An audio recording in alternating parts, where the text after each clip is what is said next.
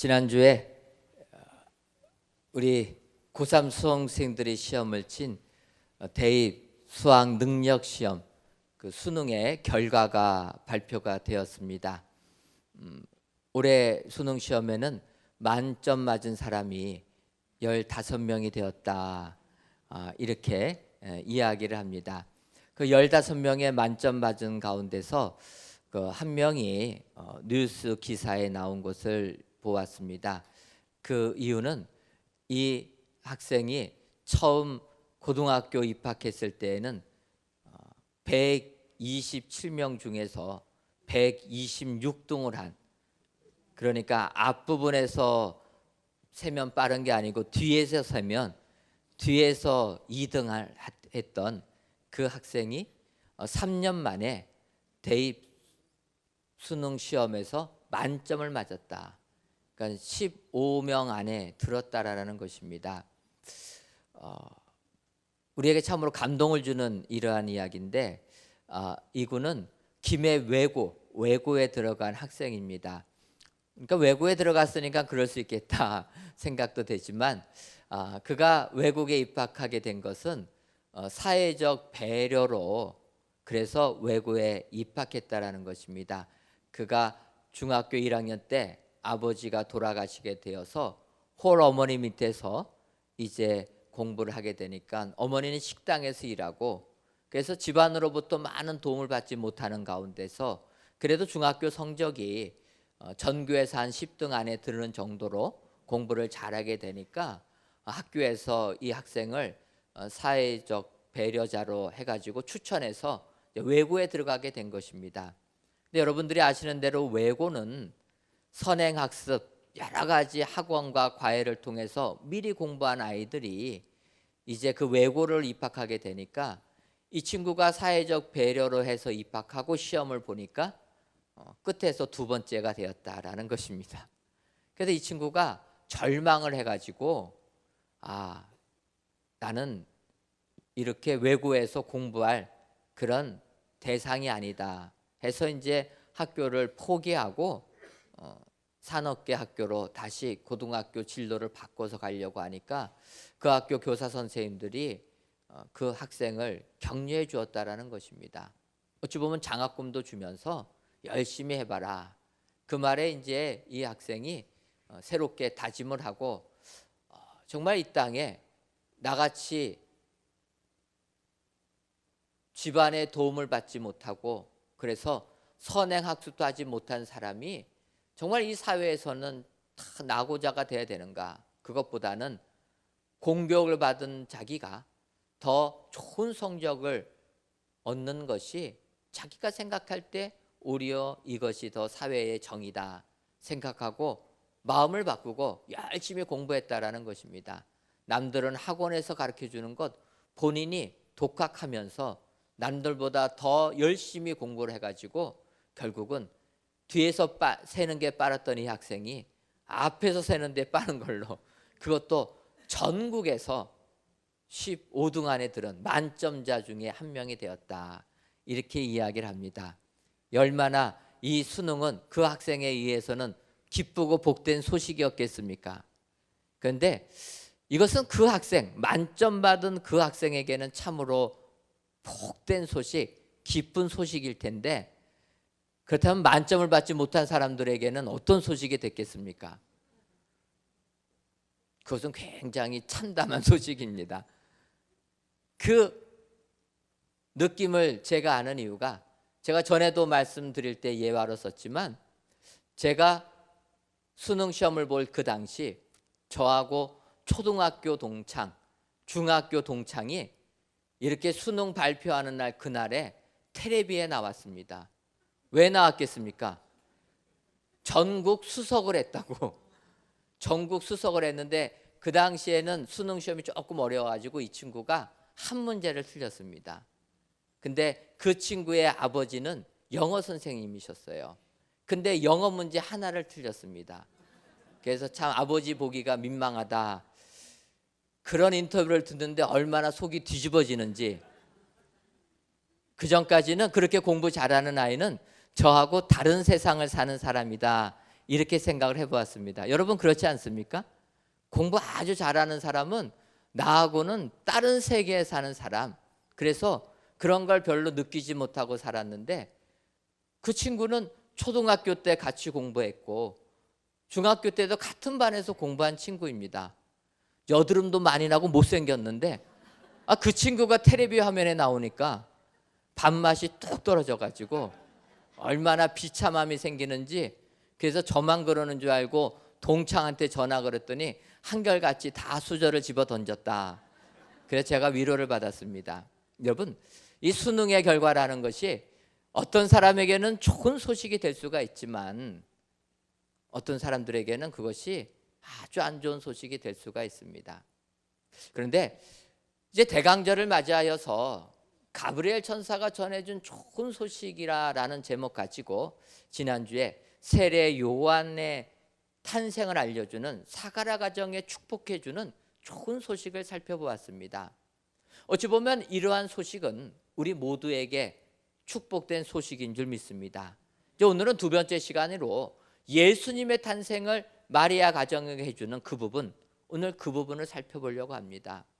하나님께서 우리들에게 전해주시는 좋은 소식은 일부분에게만 기쁘고 복된 소식이 아니라 우리 모두에게, 지구상에 있는 인류 모두에게 다 해당되는 기쁘고 복된 소식이 되는 줄 믿습니다. 2000년 전에만 복된 게 아니라 지금 이 시대를 살고 있는 우리에게도 정말로 귀하고 복된 소식이 되는 줄 믿습니다. 그래서 오늘은 누가복음에 있는 말씀 가지고 마리아에게 해주시는 그 가브리엘 천사가 해주시는 귀한 소식이 어떠한 소식인가, 이 시간 살펴보시고 은혜를 받으시는 우리 축복의 성도님들 되시기를 주님의 이름으로 축원합니다. 그렇다면 가브리엘 천사가 전해주는 좋은 소식은 어떠한 소식입니까? 첫째로는 찾아오심의 소식입니다. 오늘 보면 누가복음 1장 26절과 27절을 보면 여섯째 달에 천사 가브리엘이 하나님의 보내심을 받아 갈릴리 나사렛이란 동네에 가서 다윗의 자손 요셉이라는 사람과 약혼한 처녀에게 이르니 그 처녀의 이름은 마리아라. 이렇게 말씀하고 있습니다. 가브리엘 천사가 마리아에게 나타났다 하는데 그 마리아가 살고 있는 그 집은 갈릴리 나사렛의 동네에 요셉과 정혼한 마리아에게 나타났다라고 성경이 말씀하고 있습니다. 여기에 천사가 마리아에게 찾아왔는데 그 찾아오는 것이 은혜인 줄 믿습니다. 여러분, 이 땅을 살면서 2000년 전에 마리아에게 천사가 찾아온 것이 복된 것으로 끝나면 안 되고 오늘 예배드리시는 저와 여러분들이 하나님께서 찾아오시는 은혜를 주시는 줄 믿습니다. 남의 소식이 아니고 내 소식이 될 때 그 소식이 귀하고 복된 소식이 되는 줄 믿습니다. 오늘 가브리엘 천사가 마리아에게 찾아온 그 가정을 보게 되면 먼저 갈릴리 나사렛이라 이렇게 이야기하고 있습니다. 여러분, 갈릴리 지방이 어떠한 지방입니까? 예루살렘에서 북쪽에 있는 지방입니다. 사마리아를 거쳐서 갈릴리 지역입니다. 그런데 이 갈릴리 지역은 이스라엘 백성들이 가나안 땅을 약속하고 들어갈 때 지파들에게 해당된 곳입니다. 아셀 지파, 이런 납달리 지파, 이런 지파에게 해당이 됐는데 문제는 그 지파들이 그 땅에 가서 그 땅에 살던 블레셋 사람들을 추방하지 못하고 같이 살게 된 것입니다. 여러분, 한 땅에 두 민족이 같이 살게 되면 어떠한 일이 벌어지겠습니까? 남자와 여자들이 눈이 맞아가지고 결혼하게 된다라는 거예요. 그래서 이스라엘 사람들하고 블레셋 사람들이 결혼하게 됩니다. 그러니까 혼혈 민족이 되는 것입니다. 그때 예루살렘에 사는 유대인이라 하는 사람들은 그 갈릴리에 사는 사람들을 그래서 비난했다라는 거예요. 혼혈이 되었다. 하나님에 대한 신앙을 다 잃어버렸다. 그래서 그 땅을 이방의 땅이다 이야기했다라는 것입니다.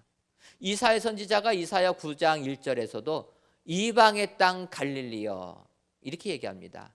그 땅에서 구원자 예수님이 오신다라는 것입니다. 이사야는 이렇게 예언하지만 그 표현 자체만 봐도 이방인의 땅이다. 바꿔 말하면 버림받은 땅이라는 것입니다. 여러분, 우리가 지금 어디에서 살고 있습니까? 천호동에 있지 않습니까? 천호동이 어디입니까? 예, 이거는 빌딩이고 건물이고, 이 천호동은 서울특별시 강동구 안에 있습니다. 특별한 특별시 안에 있다라는 거예요. 그러면 서울 사는 사람들이 그래서 시골에 사는 사람들을 무시하는 겁니다. 나는 특별한 특별시에 사는데 너희들은 지방에 산다, 시골에 산다. 요즘은 아니지만 예전에는 서울과 지방의 격차가 심했습니다. 그러니 2000년 전 예수님이 나실 그 시절 예루살렘과 갈릴리 나사렛 엄청난 차이가 있는 시골이라는 것입니다. 그런데 그런 시골에 사는 마리아에게 천사가 찾아왔다라는 것입니다. 우리가 이 세상 살면서 어찌 보면은 세상에서 잊혀진 사람으로, 버림받은 사람으로, 존재가 없는 사람으로 살아갈 때가 많이 있습니다. 그런데 우리 하나님은 그런 사람에게 찾아오신다. 오늘 성경을 보면 천사가 마리아에게도 왔다라는 거예요. 여러분, 마리아는 남성입니까? 여성입니까? 여자예요. 천사가 여자에게 왔다.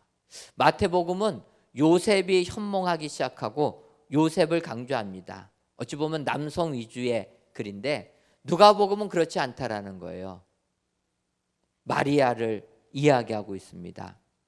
왜 그렇습니까?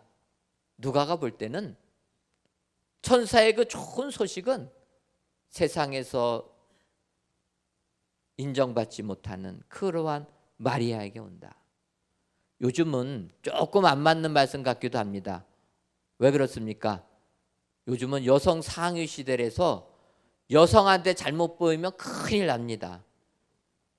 그래서 여성들이 사회 진출도 많이 하는데, 그러나 그렇게 여성들의 권위가 보장이 됐다 할지라도 아직까지도 신문 기사에 나는 거 보면은 여성 최초의 CEO가 되었다, 여성 최초의 지휘자가 되었다, 여성 최초의 군인, 장군이 되었다, 이런 게 기사가 나온다라는 거예요.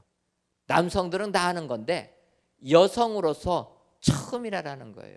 그만큼 여성들이 인정받기가 어려운 것이 지금입니다. 지금도 이런데 예전에는 얼마나 더 어려웠겠습니까? 그럴 때 천사를 통하여 그 여인에게 찾아오셨다. 여러분, 이 세상 사시면서 이 세상의 삶이 너무나 힘들어서 고통 중에 계신 분들 안 계십니까? 하나님은 고통 중에 있는 우리들, 세상에서 잊혀진 바 된 우리들에게 오늘 이 시간 가브리엘 천사를 보내주셔서 우리에게 찾아오시는 줄 믿습니다. 그 하나님을 우리가 신뢰할 때 우리의 삶은 진정 하나님으로부터 크게 쓰임받는 축복의 삶이 살게 되는 줄 믿습니다. 두 번째로 가브리엘 천사가 전해준 그 좋은 소식은 능력 덮음의 소식이라, 이렇게 성경이 말씀하고 있습니다. 오늘 본문 누가복음 1장 35절을 보면 천사가 대답하여 이르되 성령이 내게 임하시고 지극히 높으신 이의 능력이 너를 덮으시리니 이름으로 나실 바 거룩한 이는 하나님의 아들이라 일컬어지리라. 천사가 마리아에게 하는 말씀입니다. 성령이 내게 임하시고 지극히 높으신 이의 능력이 너를 덮으리니. 성령이 임하고 주의 능력이 나를 덮게 되면은, 그러면 불가능한 일이 가능하게 된다라는 것을 말씀해 주고 있다라는 것입니다. 여러분, 세상에서는 능력자가 인정을 받습니다. 그래서 능력자가 되기 위해서 노력을 합니다. 근데 여러분, 문제는 그런 세상을 살아갈 때 나에게 그런 능력이 없으면 어떡하겠습니까? 우리가 내가 원해서 머리가 나쁘게 태어났습니까? 전혀 그렇지 않아요. 태어나 보니까 부모 잘못 만나서 머리가 나쁜 거예요. 누구는 만점 맞는데 누구는 죽을 쓰고 있습니다. 누구 죄입니까? 부모의 죄죠. 내가 원한다고 되는 게 아니에요. 나는 능력 있기를 원했습니다. 근데 태어나 보니까 능력이 없어요. 나는 집안이 좋은 집안에서 태어나기를 원했습니다. 태어나 보니까 너무나도 가난해요. 먹고 살 것조차 없습니다. 그거 내가 원한 게 아니라는 거예요. 여러분, 나는 건강하게 태어나기를 원했는데 태어나 보니까 유전적으로 결함이 많습니다. 장애인도 될 수가 있고 어떤 분들은 유전적으로 선천적으로 질병에 헤어나오지 못할 때가 있다라는 거예요. 우리는 이거를 원하지 않았습니다. 그런데 우리가 원하는 것과 상관없이 태어나 보니까 우리는 그렇게 연약한 부족한 삶을 사는 존재가 되었다라는 것입니다. 그러나 이렇게 절망적인 삶을 사는 사람들에게 오늘 가브리엘 천사를 통해서 우리에게 약속해 주신다라는 겁니다. 하나님의 능력이 너를 덮을 것이다. 여러분, 하나님의 능력이 우리를 덮게 되면 우리는 불가능을 가능으로 만드는 축복의 사람들이 다 될 줄 믿습니다. 그래서 우리가 잘 아는 사도행전 1장 8절 말씀이 있습니다. 오직 성령이 너희에게 임하시면 너희가 권능을 받고 예루살렘과 온 유다와 어디까지요? 사마리아까지, 땅끝까지 복음을 전하게 된다. 성경이 약속해 주고 있습니다. 이 구절을 보면 오직 성령이 너희에게 임하시면 너희가 권능을 받고 능력을 받는다라는 것입니다. 하나님의 능력이 우리를 덮게 되면 이 같은 능력자가 다 될 줄 믿습니다. 그런데 우리가 세상을 살면서 이 능력이 임할 때 우리에게 축복이 임하지만 우리는 세상 사는 사람들의 그 축복이 우리의 축복은 아닌 줄 믿습니다. 이게 영적의 삶을 사는 것이죠.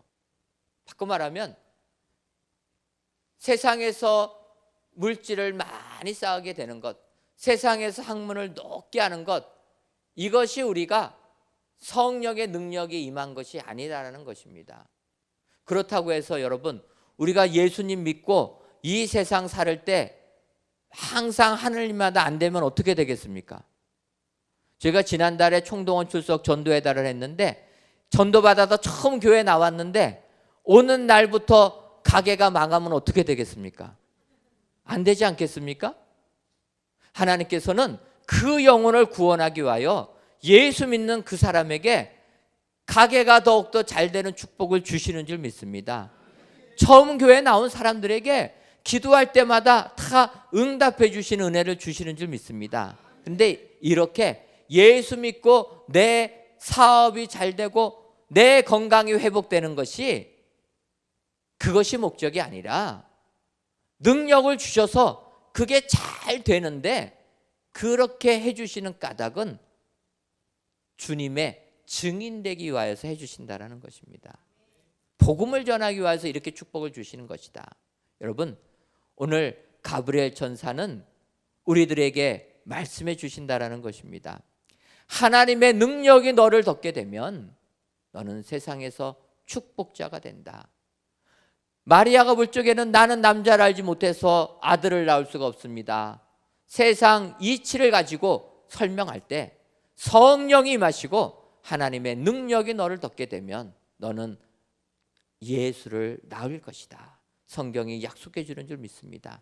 이 약속의 말씀을 확신하셔서 진정으로 능력 덮음의 축복된 소식이 여러분들에게 임하시기를 주님의 이름으로 축원합니다. 마지막 세 번째로 가브리엘 천사가 전해준 좋은 소식은 증거 주심의 소식입니다. 36절과 37절 보면 보라 내 친족 엘리사벳도 늙어서 아들을 배었느니라. 본래 임신하지 못한다고 알려진 이가 이미 6달이 되었나니 대저 하나님의 모든 말씀은 능하지 못하심이 없느니라.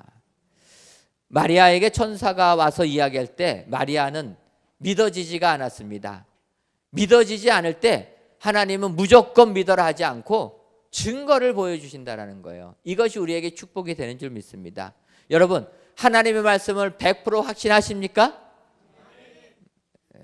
아멘 하시면 더 이상 제가 말씀드릴 게 없고, 100%안 믿어지시는 분들은 하나님께 기도하시기 바랍니다. 증거를 달라고 하나님은 분명히 여러분들에게 증거를 주시는 줄 믿습니다. 그 예가 성경에 많이 나오고 있습니다. 이 시간에 다 설명할 수는 없지만 기드온의 예만 봐도 하나님이 그렇게 들어주신다라는 겁니다. 하나님께서 기드온을 불러서 이스라엘 백성들 미디안의 그 압제에서부터 건져주는 사사가 되라 하나님이 말씀하시니까 기드온, 나는 능력이 없어서 불가능합니다. 나에게 증거를 보여주옵소서. 그렇게 주의 사자에게 얘기합니다. 그래서 기드온이 그렇게 기도하고 하나님께 예배를 드리려고 예물을 드리니까 주의 사자가 지팡이를 가지고 그 예물을 건들게 됩니다. 그 순간 불이 제단 바위에서 나와가지고 제물을 다 불태워버렸습니다. 여러분, 우리가 드린 예물을 성냥불도 안 켰는데 불이 다 타갖고 사라지게 되면 하나님의 말씀 믿어야 되지 않겠습니까? 우리 같으면 믿는데 기드온은 믿지를 못했다라는 거예요. 그래서 하나님께 기도합니다. 이거 갖고는 조금 부족하니 제가 기도한 대로 해주시면 내가 그 증거를 가지고 믿음 생활 하나님 사명 감당하겠습니다. 그래서 기도를 합니다. 내가 땅에다가 양털 가죽을 놓을 테니까 밤사이에 이슬이 내리는데 양털에는 이슬이 머물고 그 주변은 메마른 땅이 되게 하옵소서. 그렇게 기도를 합니다. 그 기드온의 기도대로 하나님께서 그 다음날 일어나 보니까 양털에는 물이 이슬이 가득했는데 그 옆에는 메마른 땅이 되었습니다. 그래서 기드온이 양털을 짜니까 물이 나올 정도로 하나님이 그의 기도를 들어주셨습니다. 여러분, 이 정도 기도하면은 이제 믿음의 확신 가지고 나아가지 않겠습니까? 이런데도 믿지 못하면 하나님이 어떻게 하시겠습니까? 화내지 않겠습니까? 그런데 기드온은 그렇게 해주셔도 못 믿는 겁니다. 하나님이 화낼 것도 다 알고 있습니다. 그래서 어떻게 기도합니까? 여러분, 성경을 보면은 사사기 6장 39절 40절 보면 기드온이 이렇게 하나님께 기도합니다. 또 하나님께 여쭈되 주여 내게 노하지 마옵소서. 노한다는 거 다 알고 있습니다. 그래도 안 믿겨지니까 어떡합니까? 노하지 마옵소서. 내가 이번만 말하리이다. 그와 없나니 이번만 양털로 시험하게 하옵소서. 원하건대 이번에는 양털만 마르고 그 주변 땅에는 다 이슬이 있게 하옵소서. 앞서 얘기한 거가 생각해 보니까 좀 쉽다라고 느껴진 거예요. 밤에 이슬이 내릴 때 마른 양털이 있으니까 거기가 수분을 흡수하기 쉽지 않겠습니까? 그러니까 양털에 이슬을 머물고 주변이 메마른 것은 생각해 보니까 가능할 것 같은 거예요. 그래서 못 믿겠다고 하는 겁니다. 그래서 다시 하나님이 분노하실 거 알면서도 하나님 들어주옵소서. 그래서 이번에는 반대로 하는 거예요. 밤에 이슬이 내려서 주변 땅은 다 젖게 만드는데 양털은 마르게 하옵소서. 그래도 은혜가 풍부하신 하나님은 그 기도를 들어주셨다는 것입니다.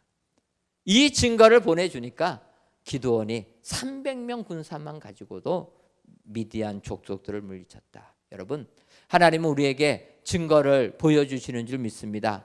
혹시라도 천사가 우리들에게 좋은 소식 전해주셔도 믿어지지 아니하면 증거를 달라 간구하셔서 증거 주시는 소식을 받으시기를 바랍니다.